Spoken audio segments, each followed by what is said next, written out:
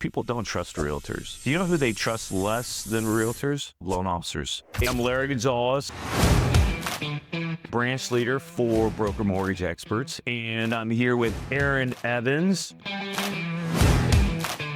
Training is most important because we are working in a highly litigious industry.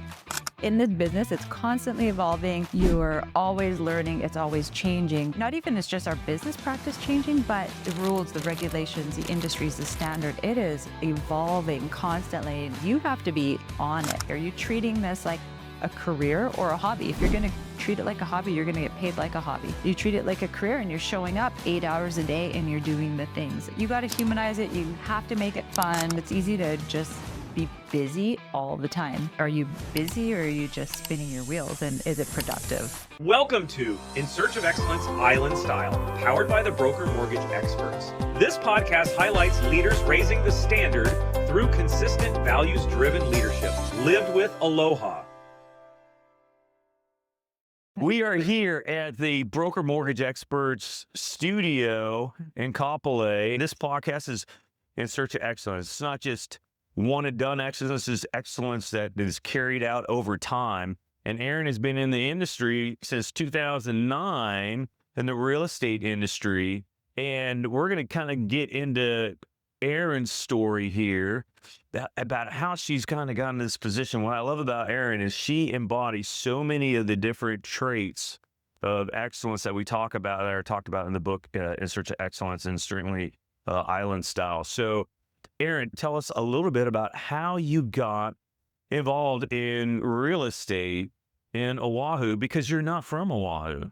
I am not from Surprised. Oahu. No, I am There. from Canada, and the weather is much nicer in Hawaii, so we'd rather be here where the weather's beautiful all year. So no, I actually had like zero interest in real estate. That's not anything. Well, like where I grew up, like way north, there's one stoplight, 5,000 people. Like being a realtor wasn't a thing back in the day. So to be like, I want to be a realtor when I grow up, didn't even cross my mind. Do they sell igloos or what is it? Just Yeah, I guess. I have no idea. I mean, I've never been to Ontario. Lots of insulation in those homes. Yeah. But like you cannot drive any further. So I ended up going to school in Winnipeg, University of Manitoba, got my degree in physical education, kinesiology. And that's where my passion was. I wanted to do like athletic therapy. I've always been involved in sales and like wanted to combine that background with sales. So I was in a medical sales position. And it wasn't until I met Ron that he's like, you should be a realtor. And I'm thinking, but why? I don't want to be a realtor. Wait, so tell the audience who this guy Ron is. This guy Ron is my husband. He's the other half owner of Century 21 with me. And he won't be on podcasts. I am lucky to have wedding pictures. He hates his picture taken. He hates being in front of people all the time. So if you're in the office, you'll see him behind the scenes, working hard at paperwork and paying the agents and the property management side. So he's the behind the scenes. He does the stuff that I really am not good at and don't want to do. That's a key in marriage. You got to have people who are, you got to kind of yin yang with each other. Absolutely. So how did you meet? We actually originally met in Korea, so of all places. So I'm from Canada, he's from California. We met in Korea. And however, after Korea was done, I did go back to Canada. But after that, we just sort of stayed in touch and did the distance thing. And, and the rest is history. Here we are. And what brought you to Hawaii? Orders. We're military. So he was in the Army and we got orders to be stationed here. And this is not a bad place to be. So, I was 6 months pregnant. We were living in Washington State at the time, 6 months pregnant. He gets orders to Iraq. I thought, I'm going back to Canada. I can't stay here. Like, I don't know anybody here. This is her first baby. He's going to a war zone. Like, it was a lot. So I went back and his 6-month tour turned into 15 months. So by the time he got back, we had a almost 1-year-old. So we had this toddler running around and just like this whole person who had no idea who he was. So yeah, those are interesting days for sure. Yeah. Before we get going further, we're sponsored by Broker Mortgage Experts, and I do have a gift for you. All right. Every guest will get this gift until we run out, and then we'll get more. But it is a shirt. It says BAH stands for buy a house, House. and not only is it a cool shirt, it's really comfortable too. So, Peter, that's for you. Well, thank you. Should Yeah. I leave it on for the duration of the Sure. podcast? At least for a second. So you obviously, I know you do a lot of military purchases, VA loans, but you don't you started out as an individual realtor, Mhm. and now you own your own business. Why did you start your own company? That was definitely a temporary lapse of insanity. No, actually, because you get to a certain point in your career where you're like, I'm selling. I built a small team. I had a really great small team. I always wanted to keep a little more small and dynamic because the focus was customer service, working with integrity, and just surrounding yourself with those people. But then at a certain point, I'm like, how can I build this and help more agents grow their business, do ethical business practice out in the community, and just grow and evolve to give the customers a better customer experience, really, is what it comes down to. And I thought, if we open the brokerage, we can start scaling this and growing this. And, and now we're up to about 40 agents or so. But, that's the beauty of it. I don't want it too big because then you lose that personal touch with your agents, but then you can also, manage and control what are they doing out in the business, because every agent in the brokerage, they're an extension of us and how we operate. So you want to keep your group tight. And you could have easily stayed just as a single realtor and made a ton of money doing that. Mm-hmm. And there are realtors who do that, and there's nothing wrong with that. But Not at all. there's something more about giving, and obviously one of the characteristics of it, in search of excellence, is serving with aloha. And it's interesting that people don't trust realtors. Do you know who they trust less than realtors? Used car salesman. No, loan officers. Oh, Yeah, really? yeah. Oh, yeah, you're yeah. less than us. But I know, but So wait, are used car salesmen above us? yeah. Really? When it comes to buying houses, there's a poll taken by this company called nonprofit Next Home Gen, and or Next Home IQ, and they interview millennials, Gen Z, and the least trusted people in the industry are loan officers. Really? I thought it would be did not. realtors. I definitely thought it would Yeah. be realtors. But one of the things I love about you, obviously, is that you are trustworthy, but you, as the broker owner, you have training with your team. Like, I go to the training, and it's not just, it's how to serve others. And to me, I think it's common sense, but Common it's sense is not so common, Larry. I know. But you have done that. And so kind of tell me, what do you do with your brokerage to train your realtors to be good stewards in the community and in how they serve? Yeah. So that's a twofold right there, because obviously training is most important. I feel training is most important because we are working in a highly litigious industry. And being on the grievance committee, this is my 6th year going into the grievance committee. We see You don't get paid for that, do you? no, that is volunteer Yeah. basis only. So once a month we go and, review cases and whatnot. But it's a good eye opener to see, maybe people are not trained well, or maybe they are and they're not acting in the most ethical manner in the business and whatnot. So I do Mindset Monday on Monday morning from 8:30 until 9. I have some non-negotiables, and then we do Tuesday training in person or hybrid at the office. And then I've been Friday mornings, just some additional training, some extra fun stuff like sessions from either like a Tom Ferry or Ryan Serhant, or just an additional value add, because I feel like in this business, it's constantly evolving. You're always learning. It's always changing, but not even it's just our business practice changing, but the rules, the regulations, the industries, the standard, it is evolving constantly, and you have to be on it. So, with our leadership team, I know, Christina Berry. So she's going to be the president of MLS next year, and she's on forums committee, and she loves that stuff, right? So it's who you surround yourself with. So that's her strength. She's really great at rules, regulations. I love the training. It's like this, great balance of how do we bring in the most value to our agents, and then what are they doing with it, right? Because you can serve it on a platter, but what they do with it after that is completely up to how everybody works. Everybody's totally different in this business too, and what works for them. And I no shame. I actually took your Mindset Monday, and I'm doing that with my team now. I love it. That's fine. 30 minutes. I used to do something a long time ago at previous company, but I keep seeing you doing that. I'm like, you know what? You got to start your Monday with the right mindset. Absolutely. And being around other people who are just giving you that positivity, you could have that positive energy, but maybe that other person needs it.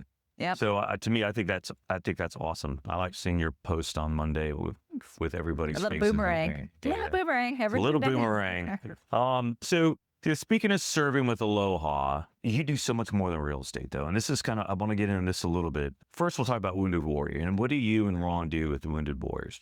So there is a local Wounded Warrior chapter here, and every year they actually have a giveaway. So they go back to the veterans and they have to write a one-page essay because we have an anonymous donor for football tickets, and we sponsor the 49ers game.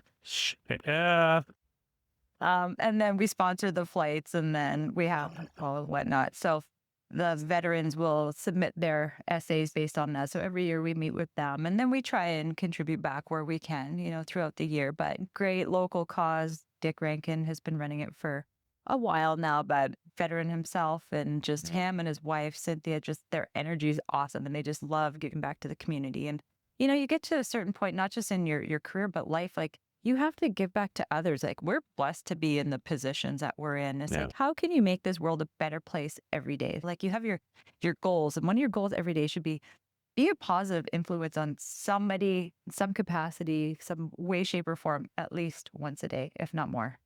And I think even bigger impact that I think you're making is your involvement with Ha'ola Nā Pua. And most people have no idea what that is.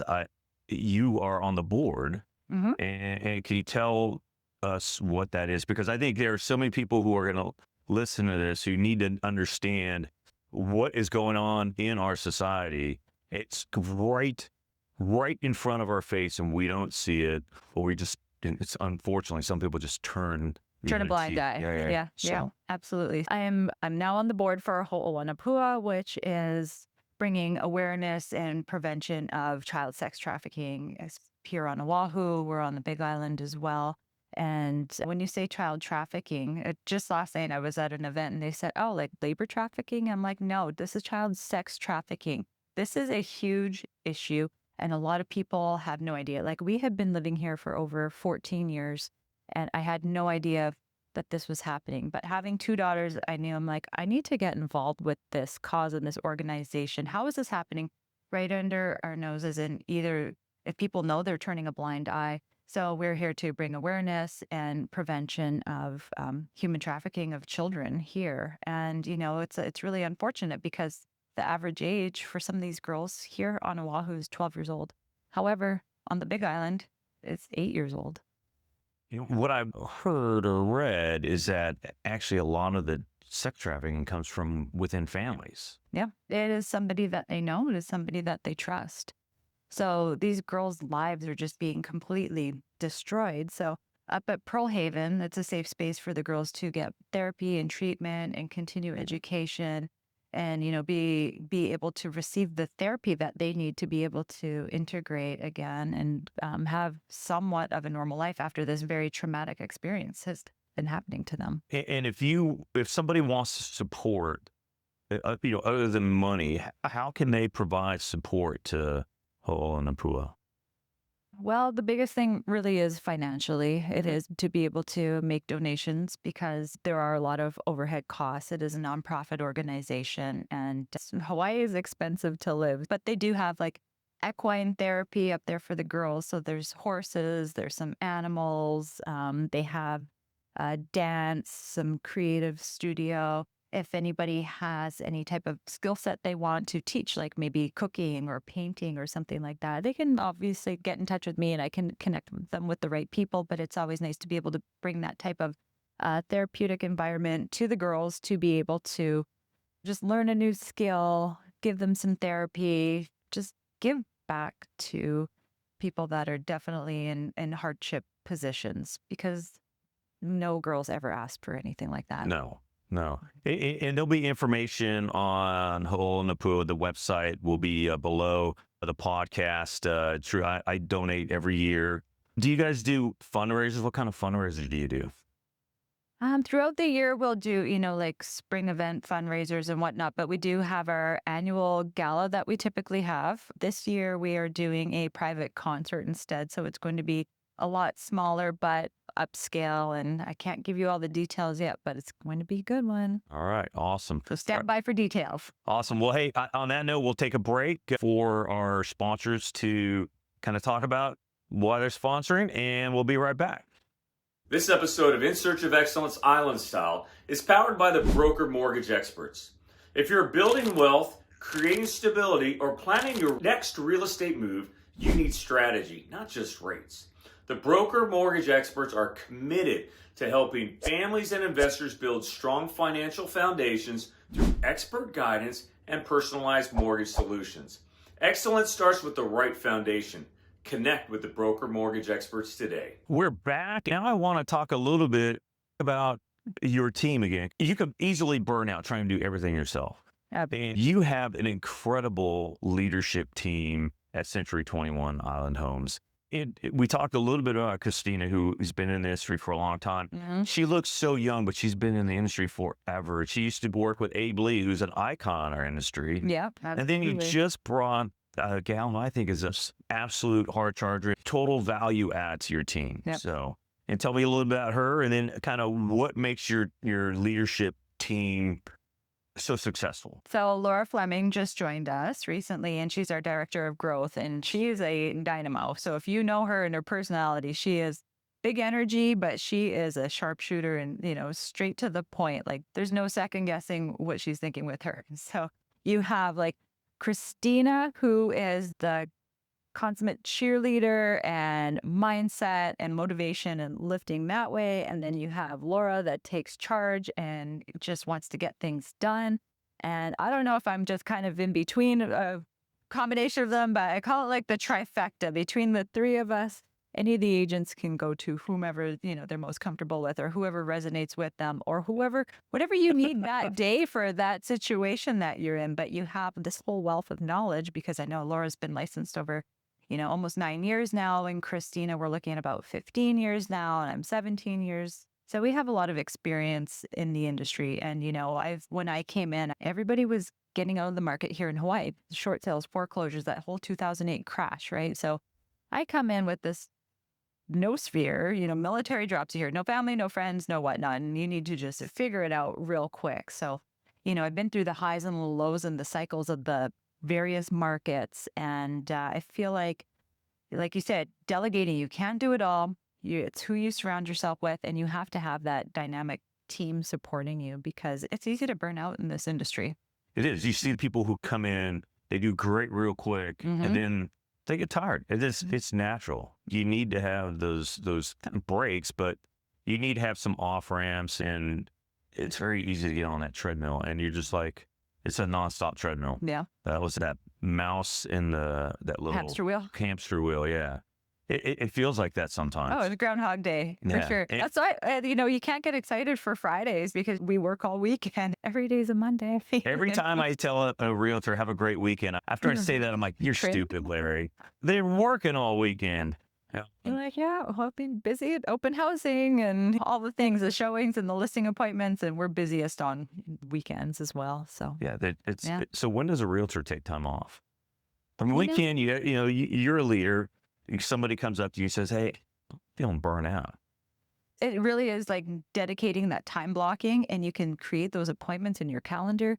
And, there's a realtor I know, and she goes, I have this time block. She's like, I'm going for a massage, I'm going for a hike, I'm doing whatever. It's in the calendar, it's time blocked. And I tell my clients I have appointments then, and I tell, family, friends, I have appointments there. So it is like that solitude time. So she does that, once a week for a refresh. It's always great to try and take an entire day off if you can. Like I would love to take, Saturdays are my goal. So even if I work 1 or 2 hours, it's not the entire day, but just really being intentional, because like you said, it's the rat race. It's easy to just be busy all the time. So I think it's really understanding, like, are you busy or are you just spinning your wheels, and is it productive, and stepping back and assessing, going, what can I delegate out? Like, do I need to hire a virtual assistant? Like if you're a brand new agent or a new agent, not brand new, but new, and you're getting that momentum, you never want to slow down and scale back. You want to be able to strategically implement the next people into the business to help you continue business at a high level and quality in customer service and care, of course. But you just integrate the right people as you need, and you strategically and organically grow and build. Okay. So for launch, it's a saying, you can be successful, maybe do 5 loans a month, 10 loans a month, but you can't do that forever. Or if you want to go, do more business, well, you have to change who's doing the business for you. And I realized that real early in my career. Otherwise, I would have burned, and I felt burnt out. And luckily now I have, a team around me, and I do work 24/7. I don't work 24/7, but I feel like I work 24/7. But I do. I can work from anywhere. That's the great thing. I don't have to show houses. Yeah. That's a beautiful thing. I can meet all my clients online. You can work from Italy. I can work from Italy. Yeah. I have. It's great. I know you have. I was talking to clients while I was in Italy. It's a 12-hour difference. I've thought about like buying a place in Italy and living there part-time. And not expensive. Okay, we're going halfers on a place. That's right. All right. I've got a couple of clients who are buying right now in the Big Island. We were talking, they want to buy a place in Tuscany too. And we were in Tuscany last year, and we're like, well, how about this? How we go halvesies on a place? Because you get one under 200,000. Exactly. Yeah. But that's for another time. Yeah. So let's talk about, we're kind of getting into the spring season. There's always a PCS season, I think. The PCS season PCS is permit changes, military families moving. I feel like it happens all the time, but certainly a major focus is in, the springtime, right when school's getting out. What would your advice be to somebody who's moving to Hawaii, really any new duty station, but especially Hawaii? Because Hawaii is intimidating when you look on Zillow and you see the prices for a house that's, $900,000 for your starter home. Third of the size of a home you'll get on the mainland, and three times the price. So what is your advice to somebody who don't own a home? Even if they do own a home, they know they can rent, they can go into base housing, or they can buy. So what would you tell them to prepare them to come out here to make the best decision? Because buying is not for everybody. It's not. And I think that's really the education piece right there. Like, how long are you going to be on island? If you're here for 2 years, it doesn't make sense for you to buy. Sorry, I'm not trying to take away business from you or myself. I say that all the time. Realistically, it does not make sense. 3 years, you're already starting to push it, but it also depends on what is your interest rate and the affordability. Can you afford the payment? Take a look at what your BAH is. And for a lot of people, this isn't their forever home, right? This is just kind of that launching pad to their next duty station. But if you have an opportunity where you can buy, look at the numbers, see if it makes sense for you.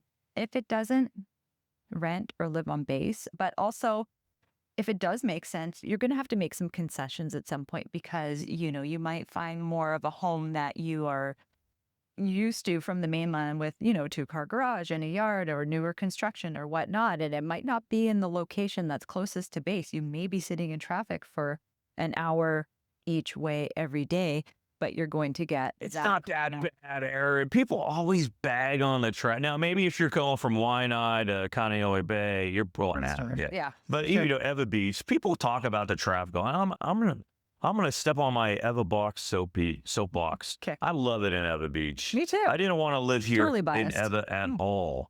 And the biggest reason was traffic. Oh, traffic sucks. We have the rail now. We got the rail, and people use the rail.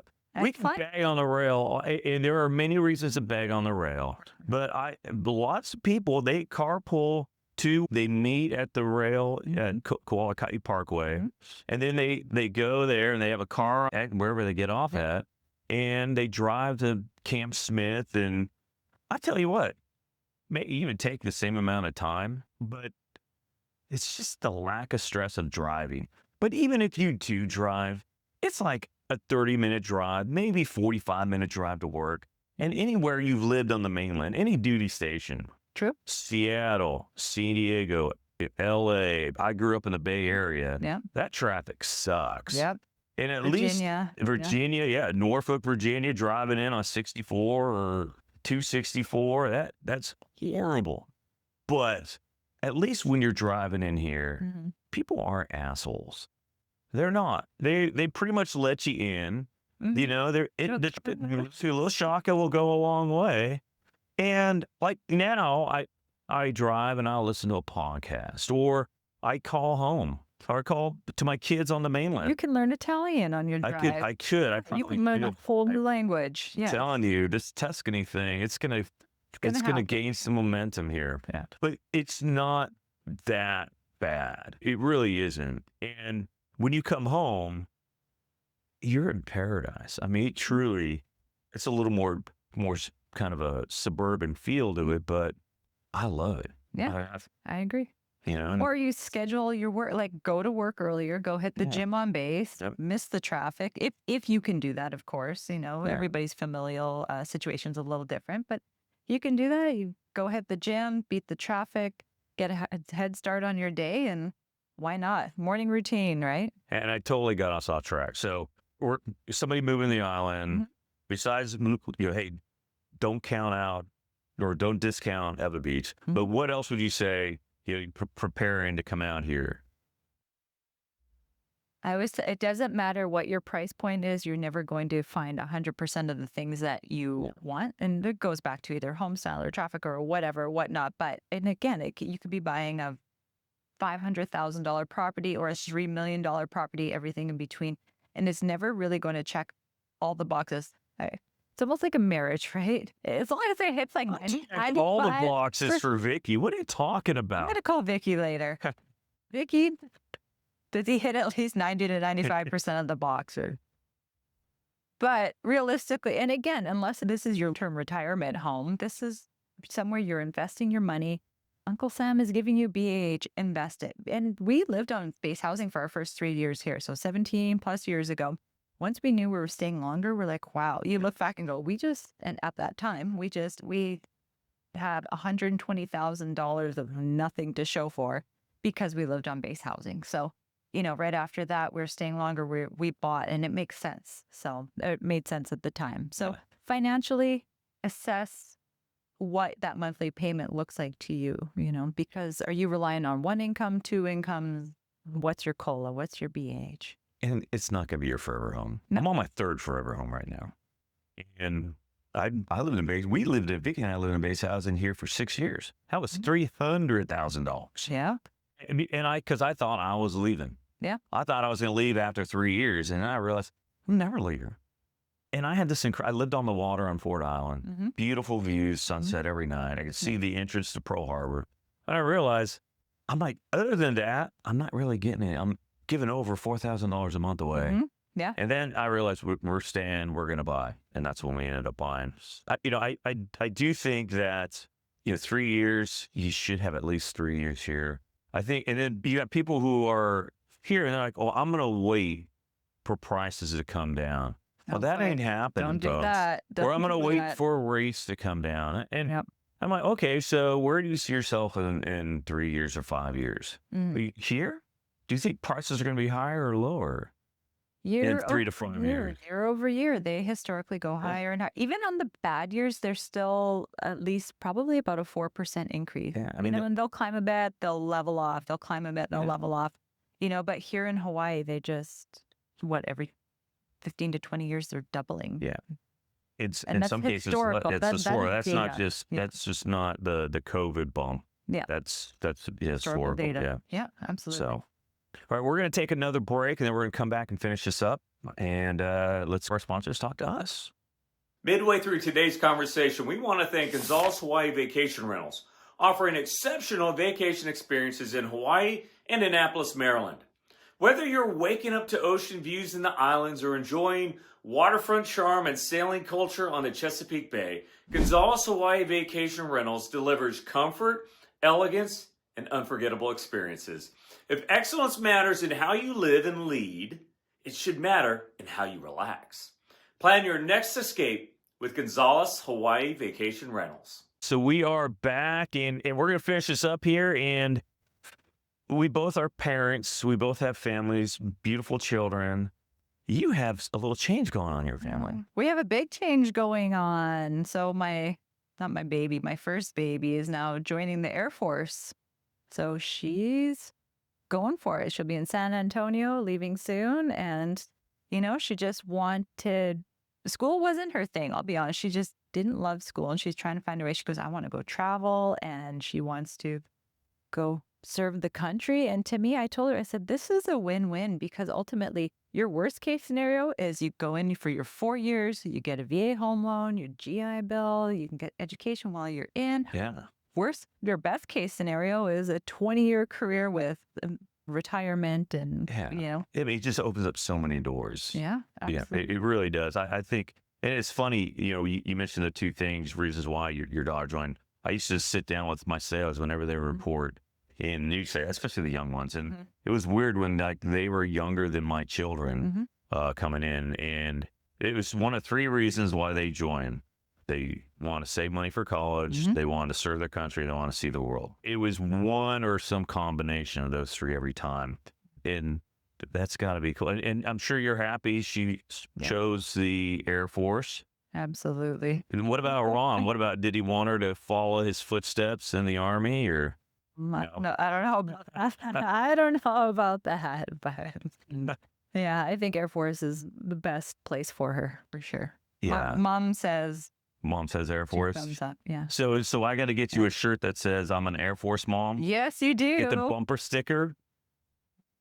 How about that? We'll get you the bumper sticker. I'm gonna tag your car right next to sold it. So you got one, and then you got one who's eighth grade. Eighth grade. That's but, right. She's 14. She's like 2 inches taller than me, and she does not look like she's in 8th grade. I don't know what we're feeding these kids, but yeah, they're taller and do not look 14. So yeah, that's nuts. So I'm not ready to be the empty nester quite yet. And then empty nesting's kind of fun. I love my children, and actually my 2 oldest have actually come back and lived with us for about a year and a half after college. And our youngest just turned 21. Ty just turned 21. For those of you who know me, you know my son because he's like my, I don't want to say mini me, but he does everything with me until he went to college. Yeah, she's my mini me. And yeah, he turned 21. It's scary. That is scary. Larry, you're getting old. Getting. I know. But does Vicky enjoy empty nesting with you? That's the question. We're getting into our groove. Our times are off for sleep. Like I go to bed like 8 o'clock. I'm usually asleep by 9. She's like at 11 o'clock. And then I get up at 4 and she stays in bed. I don't know how she probably doesn't. She just is nice to me. I think she's just ignoring you. She tries. Avoiding you. Yeah. But like I'll get my workout in and I usually finish my workout around 7:30 and she's walking downstairs and then she starts her workout. And I'll make the shakes. So we kind of got that rhythm going. And this is like, okay, well, what's on the calendar for today? Who's doing what? Are we going to have dinner together? We try to have at least one meal together. But it's actually kind of relaxing. Not having to take your children to sporting events, whatever they were doing. There's always something. And I guess sometimes I do miss that, but it just gives me just a little more. Then you get to go see your grandbabies. You go spoil them, and then you get to come back. Oh my gosh, I cannot wait. We're gonna see Towns, our grandson, here in a couple of weeks. Yeah, we see him just about every day. One of the great things about technology, we FaceTime with our grandson almost every day. Aw, I love it. Right around dinner time or whenever he's not behaving, Paige, our daughter, will FaceTime him into us, and it's kind of funny. Like he tells her, "I'm gonna tell Tutu." now. Oh. Yeah. Oh. Yeah. That age. Yep. So, and he wants to come to Hawaii. He doesn't realize how much of a trip it is to come to Hawaii from the East Coast. But how old is he? He's 3. 3? He's 3. And it's so much fun. I can't wait. They should do what I did. And every summer I'd drop the girls off in Canada. They'd spend a month or 6 weeks and come back. And that's what you should do. Let's go. Bring him. Come on, Towns. Or G-Man and Tutu, come stay with us. We'll finish this up. What is your favorite book?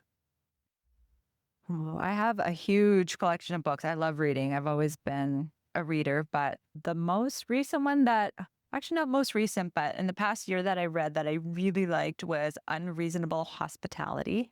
And it is all about just creating this amazing customer service aspect. And it can be applied in any business. So the author that wrote it, he was actually in the restaurant business, but how they would go just above and beyond for between the wait staff, how you're greeted, they'd go out and rent out and pay for valet or parking or things like all the little unexpected touches that made it such memorable experiences where I feel like we can really do this in the loan officer world and the real estate world. Oh, yeah. And that's what it should be. Everything should be valued on the customer service aspect. So I had in the past had taught classes in our brokerage that, okay, at certain points throughout the transaction, you have to celebrate the little milestones. And it doesn't have to be big or exciting, but it has to be over communicate, of course, the little touches and the thoughtfulness that keep everybody engaged and excited, because it is a big, scary process. And although we do this all day, every day, and you can just Take it for granted. you take it for granted, but they're feeling a lot of anxiety and stress and pressure because it is a big move, whether it's here or leaving island. And it really is the constant communication, but the surprise and delight touches throughout. You gotta humanize it. You have to make it fun. Oh my gosh. I tell you, the hardest part of the transaction is after the home inspection, and it doesn't take long to get the loan approved. It's just the appraisal. There's this 10-day, maybe 2-week gap where there's not a lot of news coming out. Mm-hmm. Yeah. As a home buyer, you're like, what the hell is going on? Yeah. And you have to just touch them. I shoot videos every week and send them to the client. Don't touch them. That's inappropriate language. That's true. Not like that. Yeah, whatever. You know what I'm talking. You know what I'm talking about. So we take I shoot them a video. Just it's not a canned video. It's just a video. Hey, how's it going? Here's where we're at. This is what we're waiting on. Yep. And they appreciate that. Yep. And you want to call them before they call you, because you know that they're wondering what the heck is going on. What do I need to do? They're getting antsy. They're having second thoughts. So you got to stay constantly engaged. And yeah, this is huge. This is a celebration. This is a big freaking move. But they may be thinking, what the hell am I doing? What am I getting myself into? So definitely, humanize and celebrate the process. Yeah. I think that's huge. And so and who wrote Unreasonable Hospitality? Oh, gosh, you're going to put me on the spot. I totally am putting you on the spot. Okay, let me see. Will Guidara. Sorry. Guidara, okay. Will Guidara, Guidara. Yes. All right. And then, if you were just starting out in the industry, everyone's focused on how do I be successful quickly? You got AI, you got all these different tech tools. What would you do if you were just starting out now? You know what? I honestly wouldn't change that much of how I started to what I would do now, because you have to remember when we got implanted here, no sphere, no family, no friends. I started ground zero, new career, had to figure it out real fast. And what I would do is go to the agent that had the best sales in the brokerage and said, do you have any open houses for me to sit? And I would go out every weekend and sit open houses. So I'd call her and she's like, yep, here's, you want to sit here, you want to sit here. So you got to learn different neighborhoods and either buildings or, everything about the association, if there is one, what it includes, what are the comps in the area, what has sold. So you really get to encompass the sales and the knowledge and the expertise of what's happening in different pockets of the neighborhood, because realistically, the island is not that big. And some people will zone in on just like one neighborhood, but if somebody says, what's the difference between buying in Eva Beach or Kaneohe, you should be able to hear, this is what you're going to get, this style home, this price, is a single wall, double wall construction. Are you dealing with sewage scoping and a home inspection and things like that? Central air, centipedes. Absolutely.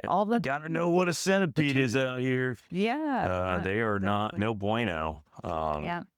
So between the open houses and honestly, for any brand new agents, get one good squared away CRM and start building your database from there ground up, and keep the same one, because over the years, like as your systems change and tools change and things like that, you you can easily lose people along the way. So it goes back to the human touch and the relational aspect of the business. This isn't transactional. This is relational. So you have your one great CRM and you build from there. And even if you do change it for another, at least you have that whole, you can download your CSV file, upload it to somewhere new.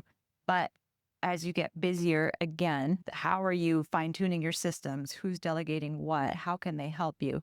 You can't do it all, but if you have a good solid CRM in place and you just start hitting up the open houses and just educate every day, knowledge.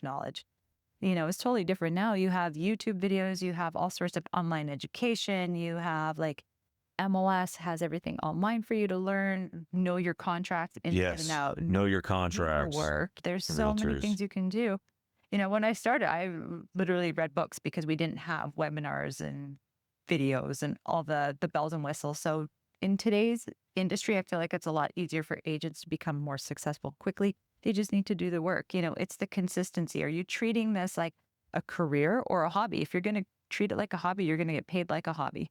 You treat it like a career and you're showing up 8 hours a day and you're doing the things. And the things are, your database, you're building your sphere, your past clients, your new clients, the consistency, if not sexy, it is not a sexy business, but it is consistent and you do the things and you show up whether you want to or not, because mind space or headspace is everything. Your mindset will control 90% of your business.